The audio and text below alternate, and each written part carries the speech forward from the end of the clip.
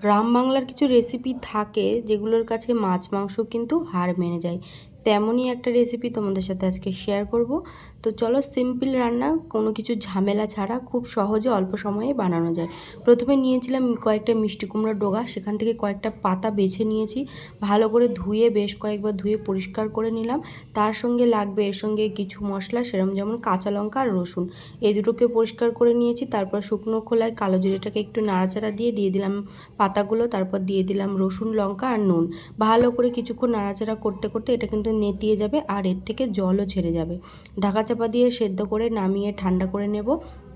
তারপর একটা মিক্সির জার নিয়ে নিয়েছি, এর মধ্যে দিয়ে দিলাম যে সেদ্ধ করে রাখা পাতা, লঙ্কা, রসুন, তারপর দিয়ে দিয়েছি কালো জিরে, দিয়ে এবার আমি ভালো করে বেটে নিলাম। তারপর কড়াইয়ে বেশ খানিকটা সর্ষের তেল গরম করে আগে থেকে বেটে রাখা মিক্সচারটা দিয়ে বেশ ভালো করে পোড়া পোড়া করে এটাকে মিশিয়ে নেব। একটু জাল করে নিলেই কিন্তু রান্না হয়ে যাবে, এক থালা ভাত নিমেষেই শেষ হয়ে যাবে এই রেসিপিটা দিয়ে। আমি তো খেতে ভীষণ পছন্দ করি, তোমরা কারা কারা পছন্দ করো কমেন্ট বক্সে অবশ্যই জানিও। চলো, বাই।